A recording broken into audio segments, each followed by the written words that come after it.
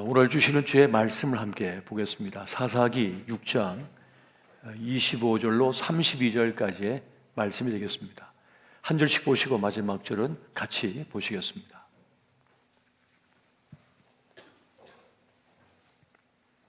그날 밤에 여호와께서 기드온에게 이르시되 네 아버지에게 있는 수소 곧 7년 된 둘째 수소를 끌어오고 네 아버지에게 있는 바알의 제단을 헐며 그 곁에 아스라 상을 찍고 또 이 산성 꼭대기에 내 하나님 여호와를 위하여 규례대로 한 제단을 쌓고 그 둘째 수소를 잡아 내가 찍은 아세라 나무로 번제를 드릴지니라 하시니라. 이래 기드온이 종 10사람을 데리고 여호와께서 그에게 말씀하신 대로 행하되 그의 아버지의 가문과 그 성읍 사람들을 두려워함으로 이 일을 감히 낮에 행하지 못하고 밤에 행하니라. 그 성읍 사람들이 아침에 일찍이 일어나 본즉 바알의 제단이 파괴되었으며 그 곁에 아세라가 찍혔고 새로 쌓은 제단 위에 그 둘째 수소를 드렸는지라. 서로 물어 이르되 이것이 누구의 소행인가 하고 그들이 캐어 물은 후에 이르되 요아스의 아들 기드온이 이를 행하였도다 하고 성읍 사람들이 요아스에게 이르되 내 아들을 끌어내라. 그는 당연히 죽을지니 이는 바알의 제단을 파괴하고 그 곁에 아세라를 찍었음이니라 하니. 요아스가 자기를 둘러선 모든 자에게 이르되 너희가 바알을 위하여 다투느냐 너희가 바알을 구원하겠느냐 그를 위하여 다투는 자는 아침까지 죽임을 당하리라. 바알이 과연 신일진데 그의 제단을 파괴하였은즉 그가 자신을 위해 다툴 것이니라 하니라. 그날의 기드온을 유룹바알이라 불렀으니 이는 그가 바알의 제단을 파괴하였으므로 바알이 그와 더불어 다툴 것이라 함이었더라. 아멘. 아멘. 오늘은 성경 인물 시리즈 33번째 시간으로 기드온 바알과 맞붙은 사람이라는 주제로 함께 말씀의 은혜를 나누고자 합니다. 지금 지구촌은 유사 이래 가장 풍요로운 때를 맞이하고 있답니다. 한 해 지구촌에서 경작되어서 그렇게 소출로 나오는 이 곡물만 가지고도 이 지구촌의 사람들을 다 먹이고도 남는 그런 풍요로운 때를 우리가 살아가고 있답니다. 이 한반도도 마찬가지죠. 이 한반도에 생명체가 존재한 이래로 이렇게 풍요로운 때가 없다고 합니다. 솔직히 지금 다 비만 때문에 걱정하고 당뇨 때문에 걱정하고 그러잖아요. 너무 먹어서 문제인 거거든요. 그래서 하루에 버려지는 음식물도 상당한 양이 됩니다.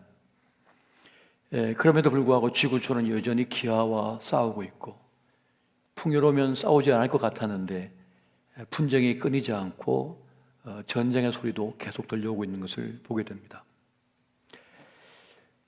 우리 대한민국도 참 풍요로운 때를 살아서 부강한 나라가 되었고 외국 사람들이 버킷리스트로 이 한국 여행하는 것을 이렇게 꼽을 정도로 그렇게 부강한 나라, 풍요로운 나라, 멋진 나라가 되어졌습니다. 하지만 지금의 풍요와 번영도 언제까지 누릴 수 있을까요? 역사는 항상 반복되어져 왔거든요. 패턴이 있거든요. 지난 날을 망각하기 때문입니다.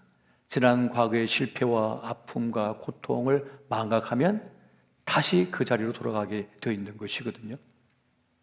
그래서 우리는 평화로운 공존, 번영을 지속할 수 있는 지혜를 모아야 하겠습니다. 지금 우리가 잘 알고 있는 저 이스라엘 그리고 팔레스틴의 이 전쟁을 또한 보면서 평화로운 공존을 모색하지 않는다면 복수는 복수를 낳게 되고 피는 피를 낳게 되어서 사실 결국 공멸할 수밖에 없는 길을 걷게 될 것입니다. 이미 지구촌에 쌓아놓은 핵무기만 하더라도 지구를 몇십 개나 파괴할 수 있는 그런 가공할 파괴력을 가지고 있는 것이거든요. 그걸 지어야 되고 계속 터뜨리고 있으니까 연습한다고 말이죠. 그러면 언제까지 지구가 버텨줄지, 요한계시록의 아마겟돈이 언젠가는 올 텐데 우리에게 주어진 이 생애의 시간을 좀 지혜롭게 살아가는 그러한 노력이 필요한 때가 아닌가 하는 생각이 듭니다. 오늘 본문의 배경이 되어지고 있는 이 사사기의 시대가 우리 시대를 참 많이 닮아 있는 것을 보게 됩니다. 히브리 민족은 출애굽하여 광야길을 지나고 이제 가나안 땅에 들어가서 정착을 하게 됩니다. 꿈에도 그리던 자기 땅을 소유하게 되었고 또 그곳에는 온갖 포도원과 밀밭과 올리브 나무와 무화과 나무, 석류나무, 대추 야자 나무가 가득한 산지를 얻었고 샘의 근원을 얻을 뿐만 아니라 소와 양떼를 키우기에 참으로 좋은 그런 초원을 얻게 되었습니다. 꿈에 그리던 모든 걸 다 갖췄는데 그러나 사사기 시대의 이스라엘 백성들은 고통스럽습니다. 힘겹습니다. 절망 속에 있습니다. 꿈에 그리던 거 다 얻었는데 왜 그럴까요? 사사기의 저자는 그들이 하나님께서 보시기에 악을 행하였다라고 말씀을 합니다. 그래서 다 가지고 소유했지만 그 풍요를 번영을 누리지 못하고 고통 속에 살게 되었다고 말씀합니다. 스스로 자처한 하나님의 부재가 그 결과를 가져왔다는 거예요. 하나님의 부재하심은 풍요를 누릴 능력도 또 그걸 지킬 능력도 갖지 못하게 만들었다는 것입니다. 모압과 하솔과 미디안과 아멜렉과 암논과 블레셋의 침략과 고통에 시달려야 했거든요.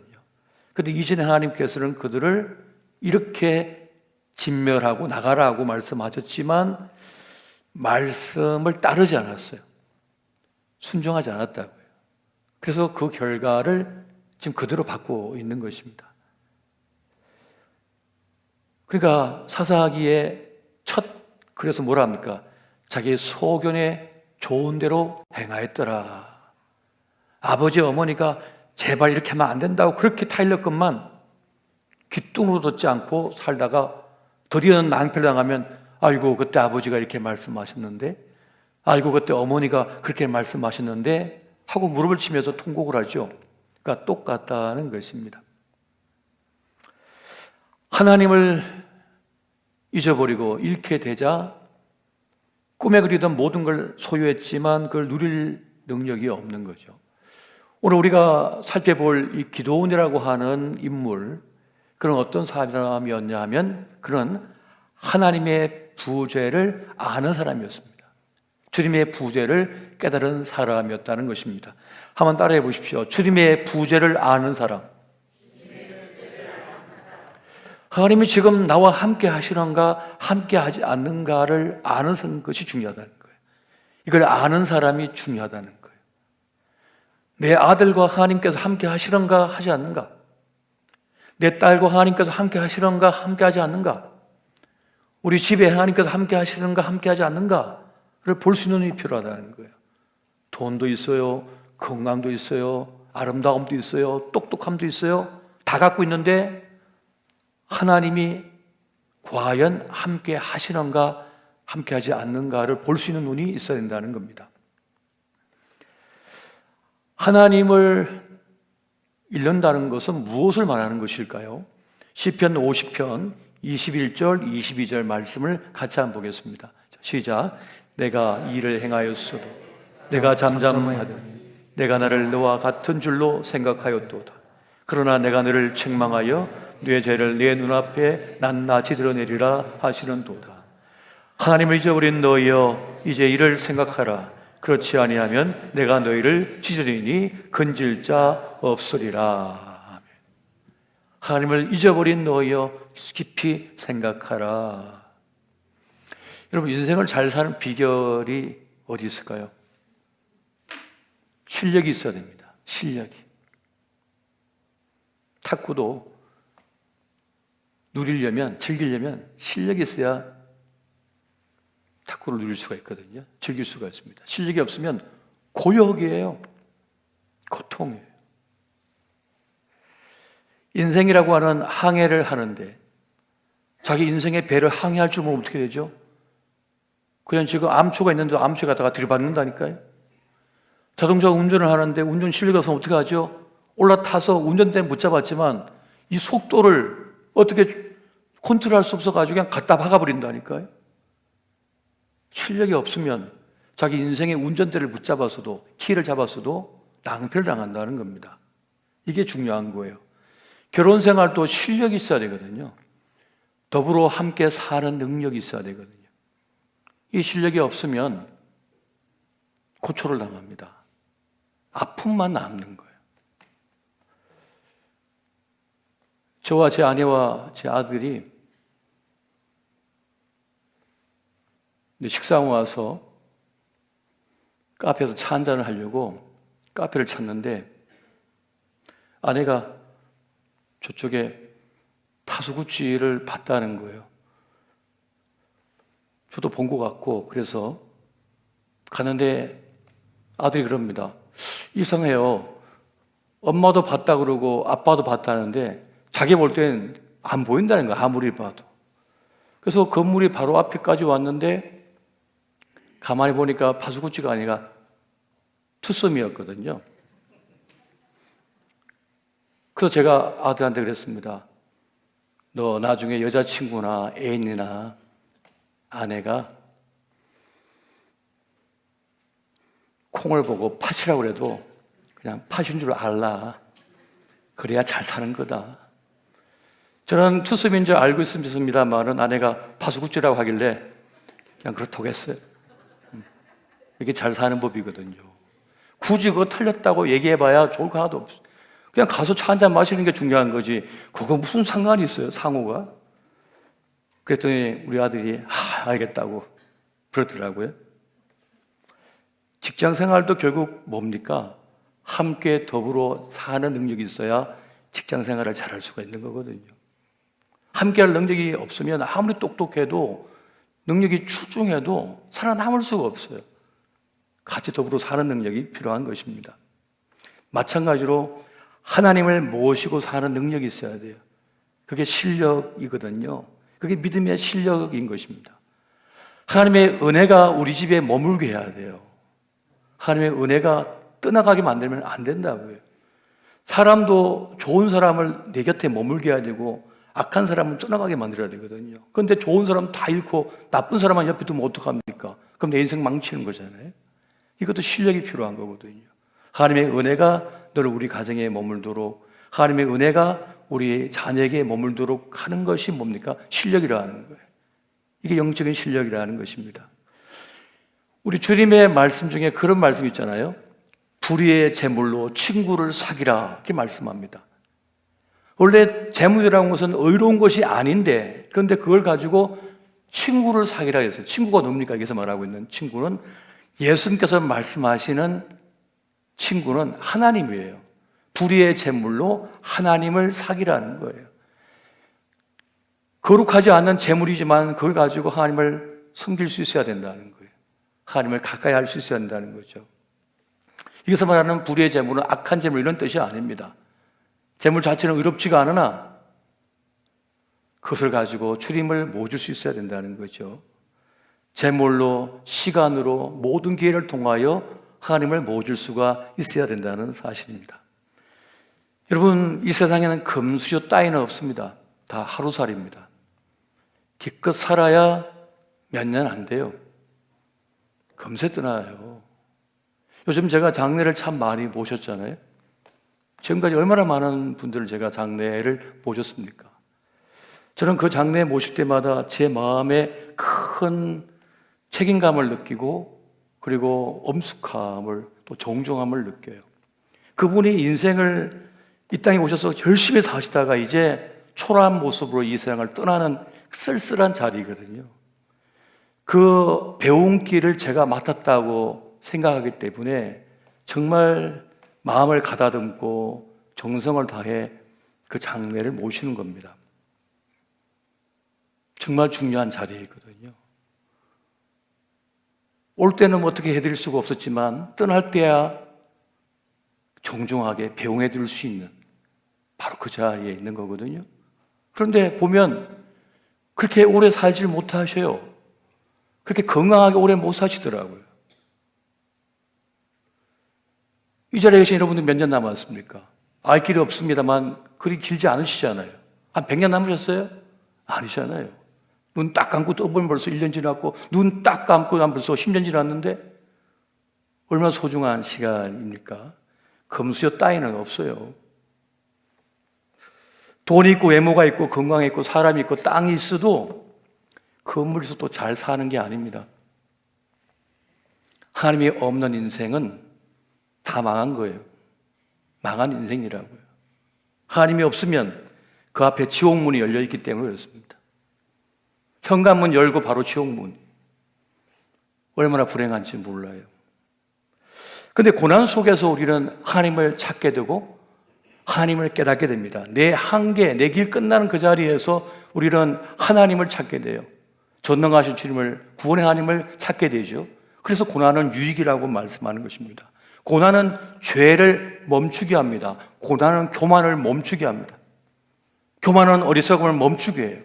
그 끝에서 하나님을 바라보게 되는 거예요. 하나님을 찾게 되어 있는 거예요. 그래서 고난도 유익이 될 수 있다는 것입니다. 고난 속에는 죄를 더 이상 지을 힘도 없습니다. 그래서 때론 고난이 은혜가 되기도 하는 것입니다. 그렇게 고난 속에서 우리는 죄를 깨닫고 하나님 없음을 깨닫게 되죠. 그래서 하나님을 찾게 됩니다. 그래서 고난은 구원의 길을 열 때도 있는 것입니다. 자기를 이제 부인하게 되거든요. 잘 나가던 나를 부인하게 되는 거예요. 똑똑한 나를 부인하게 되는 거예요.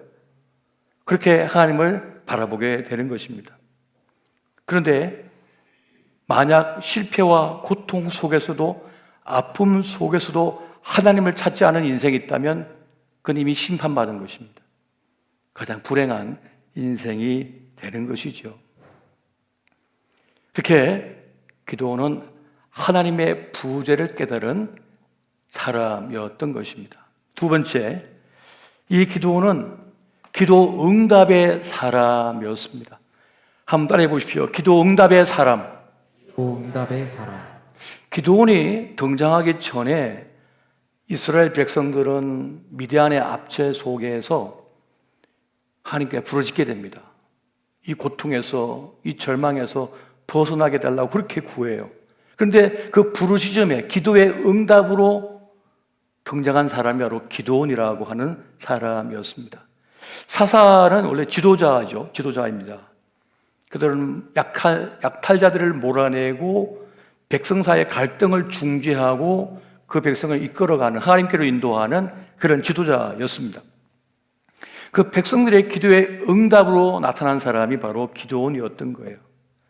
지금의 내가, 지금의 나라고 하는 존재가 누군가의 기도의 응답일 수 있다는 것입니다. 여러분이 누군가의 기도의 응답일 수 있는 겁니다. 누군가의 간절한 기도의 응답이 우리 교회일 수 있는 거예요. 저 산골짜기에서 평생을 기도한 노 성도가 그렇게 엎드려 기도하던 기도의 응답이 우리 교회일 수 있는 거라고요. 그렇기 때문에 우리 자신과 우리 교회를 함부로 폄하하거나 단정지어서는 안 된다는 것입니다. 그렇게 그 기도의 응답으로서 이제 기도원을 하나님께서 지도자로 세우시게 됩니다. 그런데 기도원은 스스로도 자기는 작은 자라고 그렇게 말을 합니다. 사사기 6장 15절 보니까 이렇게 말을 해요. 그러나 기도원이 그에게 대답하되 오 주여 내가 무엇으로 이스라엘을 구원하리이까? 보소서 나의 집은 므낫세 중에 극히 약하고 나는 내 아버지 집에서 가장 작은 자니이다. 나는 정말 작은 자입니다. 부족한 자입니다. 왜 저를 쓰시려고 하십니까? 라고 하는 이런 말이잖아요. 그런데 하나님께서는 우리가 보기에도 약한 자 들어쓰기를 좋아하십니다. 세상 사람이 볼 때도 부족해 보인 사람, 부실한 사람을 쓰시기를 원하십니다. 약한 자를 들어 하나님의 강하심을 드러내고자 원하시기 때문에 그렇습니다. 만약 기도원의 가문이 크고 크고 대단하고 어마어마한 영향력을 가지고 있으면 하나님의 구원에 큰 역사를 해도 사람들은 그럴 겁니다. 기드온 집안은 원래 대단한 집안이었지. 그 집은 원래 똑똑한 집안이었지. 사람이 영광을 받는다고요. 사람이 우상이 될 뿐입니다. 여러분, 하나님께서 역사를 행하실 때는 우리의 약함이 문제가 되지 않습니다. 우리의 부족함은 하나님의 역사에, 구원 역사에 장애가 되지 않아요. 문제될 게 하나도 없어요. 그가 부족하면 채워주면 되거든요. 사람을 붙여주시면 되거든요. 물질이 부족하면 그냥 물질을 부어주시면 되거든요. 샘이 없으면 샘을 터지게 만들면 되거든요. 그렇기 때문에 그 부족함은 전혀 문제가 되지 않는다는 거예요. 도리어 우리의 약함이 하나님됨을 드러낼 뿐입니다. 더 좋은 거란 말이죠. 그래서 저는 어떤 일을 계획하고 기도하며 나아갈 때 어떤 문제를 만나잖아요. 더 좋아요, 속으로. 하나님은 이 문제를 어떻게 해결하실까? 하나님께서는 이것을 어떻게 이걸 이루어 나가실까? 하고 하나님을 기대해 버려요. 만약 제 주머니에 돈이 다 있고 제가 가진 인맥을 가지고 다 동원할 수 있으면 하나님 필요 없죠. 기도할 필요가 뭐가 있어요? 다 갖고 있는데. 없으니까 하나님을 기대하는 것이고 하나님을 향하여 기도하는 거잖아요. 그렇기 때문에 하나님께서 저에게 그런 열망을 주시고 열정을 주시고 그리고 비전을 주신다고요. 만약 제가 모든 걸 다 가지고 있고 넉넉하고 아무것도 부족할 거 없는 사람 같았으면 그런 열정도 안 생겨버립니다. 그런 갈급한 마음도 안 주셔요, 하나님께서. 하나님께서 쓰시는 사람들은 어떤 사람입니까? 도저히 그의 나라와 그 영광을 구할 수 없는 사람이 그의 나라와 그 영광을 구하게 만드십니다. 하나님의 영광을 바라보게 만든다는 거예요. 이것이 하나님께서 쓰시는 사람의 특징입니다. 하나님께서 쓰시는 사람은 청지기거든요. 그 청지기는 그의 나라와 그 영광을 구하는 사람이에요. 그런 마음을 가진 사람이라는 거예요. 그래서 사도 바울도 너희 부르심을 보라 그렇게 말씀하셨잖아요. 여러분 고린도전서 1장 26절에서 31절까지의 말씀을 우리 한 절씩 보시고 마지막 절은 같이 한번 보겠습니다. 형제들아 너희를 부르심을 보라. 육체를 따라 지혜로운 자가 많지 아니하며 능한 자가 많지 아니하며 문벌 좋은 자가 많지 아니하도다. 그러나 하나님께서 세상에 미련한 것들을 택하사 지혜 있는 자들을 부끄럽게 하려 하시고 세상에 약한 것들을 택하사 강한 것들을 부끄럽게 하려 하시며 하나님께서 세상의 천한 것들과 멸시받는 것들과 없는 것들을 택하사 있는 것들을 피하려 하시나니 이는 아무 육체도 하나님 앞에서 자랑하지 못하게 하려 하심이라. 너희는 하나님으로부터 나서 그리스도 예수 안에 있고 예수는 하나님으로부터 나와서 우리에게 지혜와 의로움과 거룩함과 구원함이 되셨으니 기록된 바 자랑하는 자는 주 안에서 자랑하라 함과 같게 하려 함이라. 아멘. 뭘 자랑하게 해요? 주 안에 있음을 자랑하게 하신다는 말씀이잖아요. 구약이나 신약이나 똑같잖아요. 지금 하나님의 부르심을 보래요. 그래서 하나님께서는 연약한 이들을 통하여 하나님 일을 이루시는 것입니다. 머리가 좋은데 쓰임받지 못하는 이유는 그 머리를 자랑할 것이니까. 아름다운데 쓰임받지 못하는 이유는 아름다움을 뽐낼 것이니까. 하나님을 자랑하지 않고 말이죠. 다방면의 재능이 출중해서 쓰임받지 못한 이유가 여기에 있는 것입니다. 물론 하나님이 그 중심에 딱 들어차 있는 사람은 전혀 쓰시는데 문제가 안 되셨겠죠. 근데 자기 부인이 안 되는 사람은 쓰시기가 어려워요. 하나님께서 자기 부인이 돼야 되거든요. 자기를 부정할 수 있어야 되거든요. 나는 아닙니다라고 고백할 수 있어야 된다는 것입니다.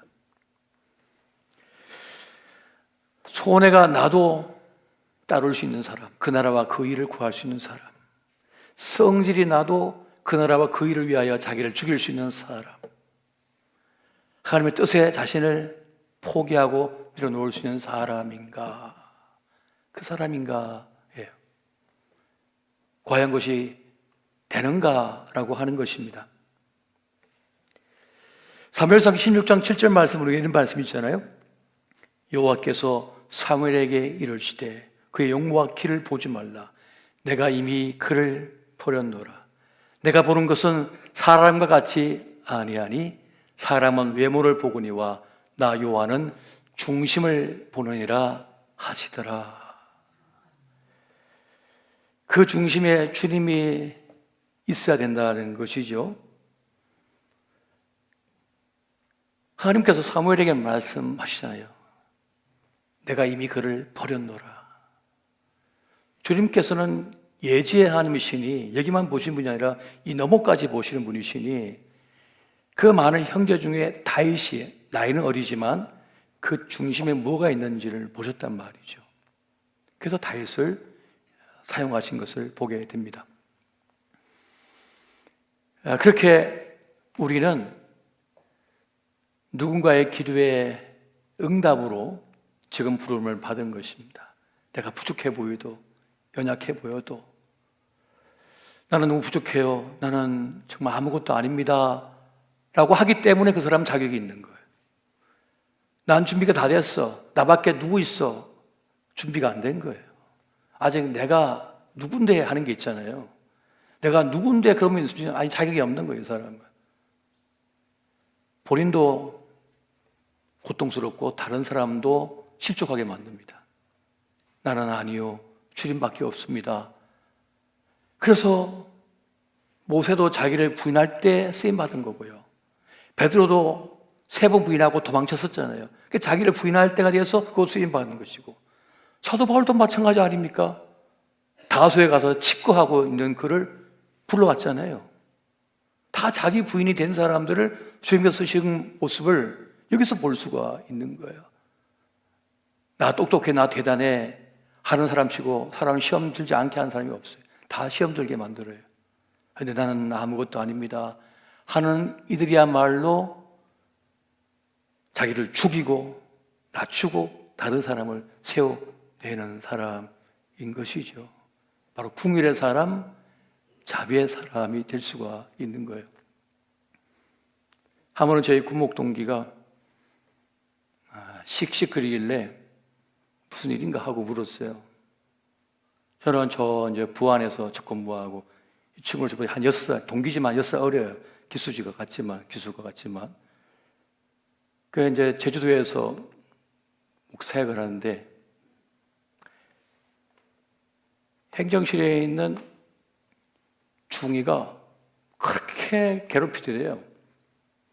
나이는 자기보다 한참 어린데 목사들은 좀 늦게 임관을 하고 초급 간부들은 20살 초반에 임관을 하니까 나이차가 많죠.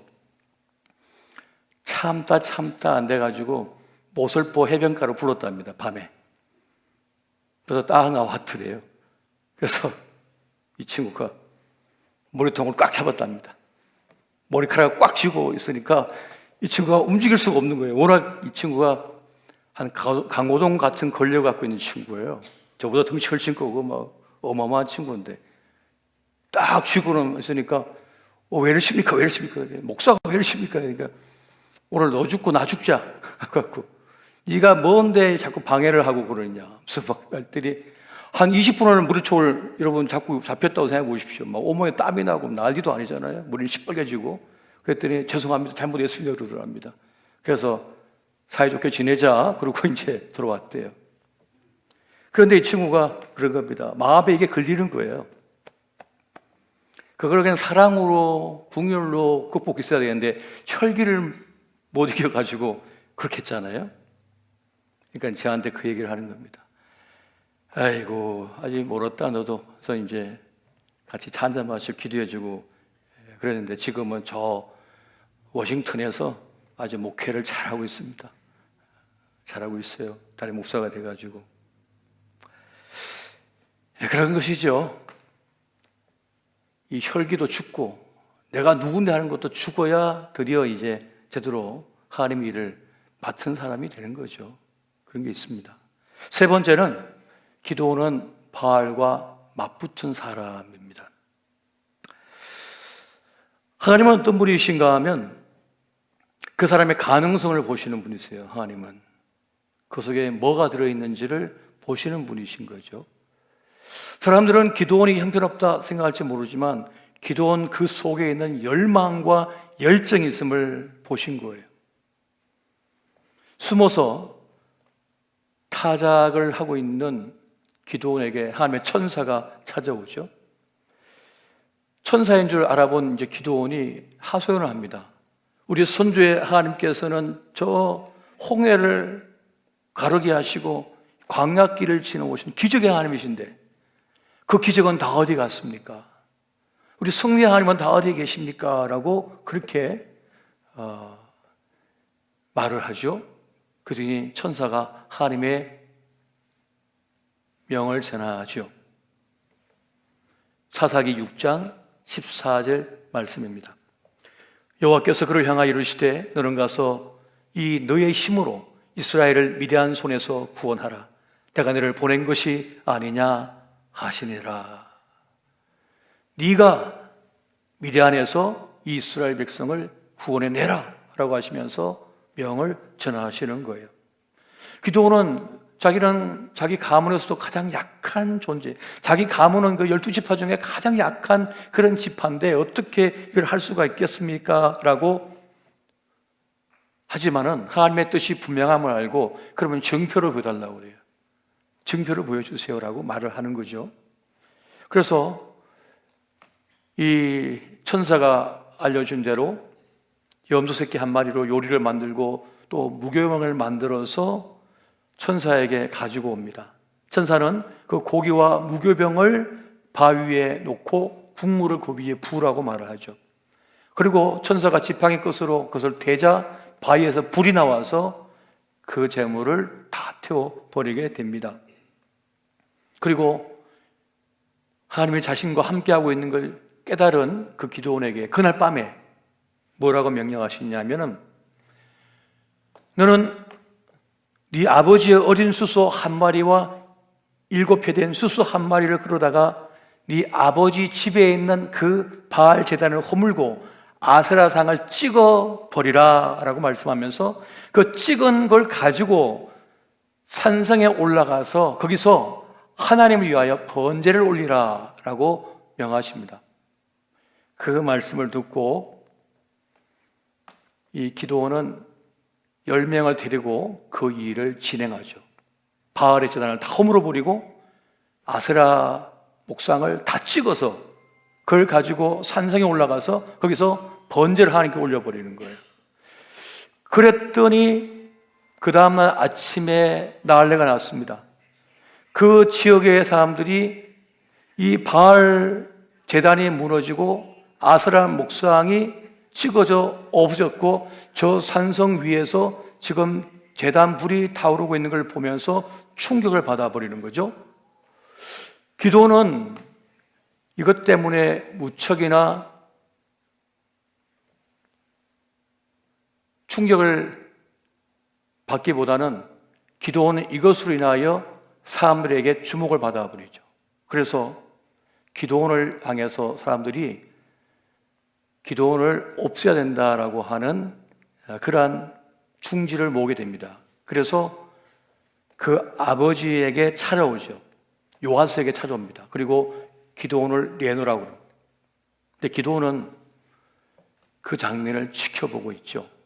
근데 요아스가, 그 아버지 요아스가 그런 말을 합니다. 만약 바알이 살아있다면, 진정한 신이라면 그 바알 보고 기드온을 치라고 해라 라고 이렇게 말을 합니다. 그게 바로 여룹바알이란 말입니다. 여룹바알이란 말이 바로 여기 있는 거예요. 바알이 직접 그와 싸우게 하라 이런 뜻입니다. 자, 여기서 보십시오. 이스라엘 백성 진영 안에 뭐가 있어요? 바알 제단 있잖아요. 또 뭐가 있어요? 그 옆에 아세라 목상 있잖아요. 뭐 한 겁니까 지금? 하나님도 섬기고 바알도 섬기고 아세라도 섬겼다는 거예요. 그리고 그 바알 제단을 허물고 아세라 목상을 찍었다고 지금 기드온을 잡아서 죽이자고 하는 겁니다. 누가요? 이스라엘 백성들이. 이거 뭘 뜻하는 거죠? 이스라엘 지파 안에 우상 숭배가 만연하고 있다는 것입니다. 자세히 읽어보면 너무나 충격적인 거예요, 사실은. 바로 이것 때문에 이스라엘 백성들이 가나안 땅을 다 정복하고 자기 영토를 가지고 그렇게 농사를 지어서 풍성한 열매를 거두지만 미디안과 아멜렉과 그 사막 부족과 브레셋에 의하여 그렇게 침공받고 그렇게 압제를 받았던 것입니다. 그래서 하나님께서는 이 기드온을 통하여 이 문제를 해결하고자 하셨던 것입니다. 여러분, 기드온은 누구입니까? 나쁜 것을 끝내게 한 사람이었습니다. 나쁜 것을 끝내게 한 사람이었어요. 우리 시대에 필요한 사람이 이런 사람인 거죠. 여러분의 가정에 필요한 사람이 이런 사람입니다. 나쁜 것을 끝내게 하는 사람. 집안을 망하게 하는 것을 끝내게 하는 사람이 기드온과 같은 사람이요, 그 사람이 그 집안을 살려내는 사람입니다. 나쁜 걸 끝내게 해야지 살 수 있는 거거든요. 기드온은 그 밤에 목숨을 걸고 그 일을 한 겁니다. 그런데 왜 낮에 안 했을까요? 낮에 하다가는 맞아 죽을까봐, 방해를 받을까봐 밤에 했겠죠. 그래도 어떻게 했어요? 하긴 했어요. 하긴 했다는 것입니다. 하나님의 명령을 쫓아서 그 일을 했다는 거예요. 그래서 여룻바알이라 이런 말이 이제 하고 있을 그 시점에 바로 그때 어떤 일이 벌어졌느냐? 미디안과 아멜렉과 사막 부족이 연합으로 하여 이스라엘을 치러 옵니다. 또 이제 누가 생겼어요? 지도자가 생겼습니다. 누구요? 기드온이 이제 쓰임을 제대로 받게 됐습니다. 기드온은 아셀과 스불룬과 납달리 지파를 모아서 이제 전쟁을 치르게 됩니다. 그리고 기드온은 하나님께 묻습니다. 하나님, 이 전쟁 우리와 함께 하시겠습니까? 함께 하신다면 증거를 보여주십시오 하고, 하나님 뜻이면 양털 뭉치 이것을 타작마당에 둘 테니 하나님 뜻이면 양털 뭉치에만 이슬이 내리고 땅에는 내리지 마십시오 했더니 어떡합니까? 이슬이 양털 뭉치에만 내렸잖아요. 그러니까 또 기도에 뭐라 합니까? 그렇다면 하나님 한 번 더 보여주십시오. 그럼 이번에는 양털 뭉치에 이슬이 안 내리고 타작마당에만 이슬이 내리게 해주십시오 했더니 어떡합니까? 양털 뭉치는 안 내리고 타작마당에만 이슬이 내리는 것을 보여주십니다. 그렇게 하나님의 뜻이 분명하다고 하는 것을 깨닫자 기드온은 드디어 군대를 모으죠. 그랬더니 32,000명이 모이잖아요. 하나님께서 뭐라 하십니까? 너무 많다. 너무 많다. 겁나서 떠는 자는 돌려보내라 하고 돌려보내게 되잖아요. 그래서 22,000명이 가고 1만 명이 남습니다. 그랬더니 또 하나님께서 너무 많다. 너무 많다 하시는 거예요. 그래서 물을 마시겠더니 그 물에다가 얼굴 쳐박고 물 마시는 이들은 다 돌려보내고 무릎을 살짝 꿇고 물을 떠서 마시는 자만 남게 하죠. 그래서 기드온의 300용사가 되었다는 것입니다. 왜 돌려보냈을까요? 숫자가 너무 많아요. 하나님은 그 숫자가 사실 필요 없거든요. 사실 하나님은 기드온 한 명만 데리고도 다 진멸시킬 수 있거든요. 미디안을 다, 아말렉을 다, 그 사막 부족을 다 쓸어버릴 수 있거든요. 숫자가 문제가 아니었다는 것입니다. 뭘 보여주고자 하는 거예요? 하나님이 살아계시다, 하나님이 이스라엘과 함께 하시다라고 하는 것을 보여주고자 하신 것입니다. 그걸 깨닫게 하고 싶은 거예요. 왜? 그래서 하나님을 다시 믿고 하나님의 친백성이 되게 하기 위하여. 그래서 그 과정을 거치게 했다는 것입니다. 하나님은 도대체 어디 계십니까? 불평하던 기드온은 하나님께 쓰임받는 일꾼이 되었습니다. 그래서 하나님께서는 기드온을 통하여 이스라엘 백성의 최고의 자산은 하나님이시라 하는 것을 깨닫게 해주었던 것이고요. 그리고 또 그 이스라엘 백성의 정말 중요한 또 하나의 자산은 뭡니까? 하나님께 붙들린 사람 기드온이라는 겁니다. 하나님께 붙들린 그 사람이 필요하다는 것이에요. 그 백성으로 하여금 하나님을 다시 따르게 하는 사람, 그 악한 것을 끊어버리게 하는 사람, 끝내게 하는 그 사람이 자산이라는 것입니다. 오늘 우리는 누군가의 기도의 응답인 것을 믿으시기 바랍니다. 오늘 여러분이 존재하면 여러분 어머니의 기도의 응답일 수 있습니다. 여러분의 직분 맡으면 누군가의 기도의 응답으로 여러분이 설 수 있는 거예요. 여러분의 자신을 너무나 가소평가하지 마십시오.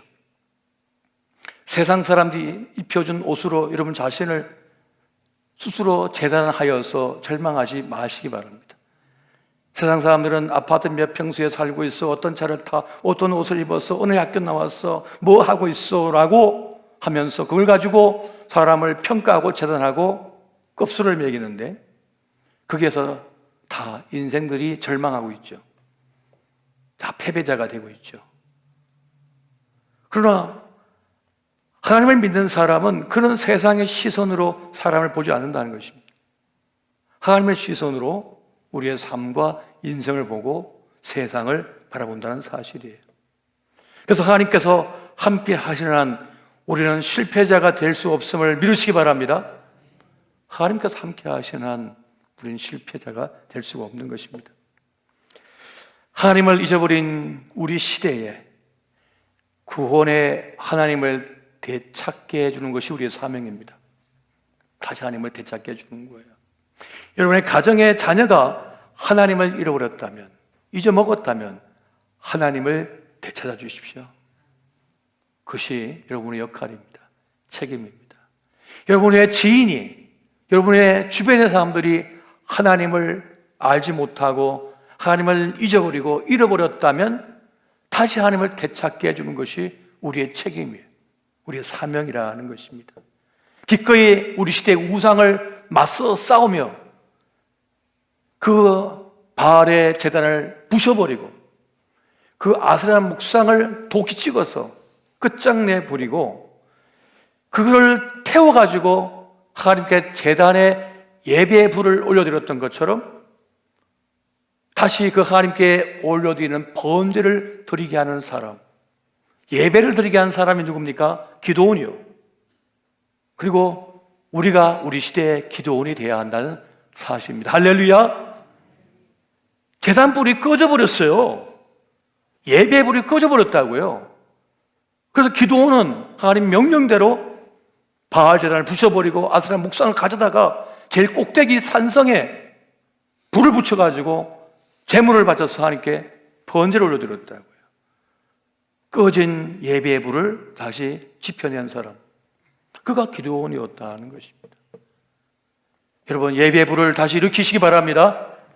여러분 가정에 예배의 불이 꺼지면 돈 있어도요 고통밖에 안 됩니다. 건강 있어도 엉뚱한 데 다 써버리고요, 예뻐서도 그것 때문에 지옥이 됩니다. 사단은 거꾸로 해버리거든요. 자랑하던 것 때문에 망하게 만들어버리거든요. 사단이가 볼 때는 아무것도 안 해요. 예쁜 거, 똑똑한 거 한순간에 못 들을 수 있거든요. 뭐 1,000억을 가지고 있으면 뭐합니까? 1,000억 내버려두고 그 생명만 해치면 그만인데 별로 힘도 안 들어요. 무서운 세상이니까요. 그래서 우리는 하나님을 모셔야 돼요. 하나님께서 우리를 지켜주셔야 되고 하나님의 보호하심이 있어야 한다고요. 하나님께 함께 하시면 승리할 줄 믿습니다. 이 은혜가 함께 하시기를 예수 이름으로 축원드립니다.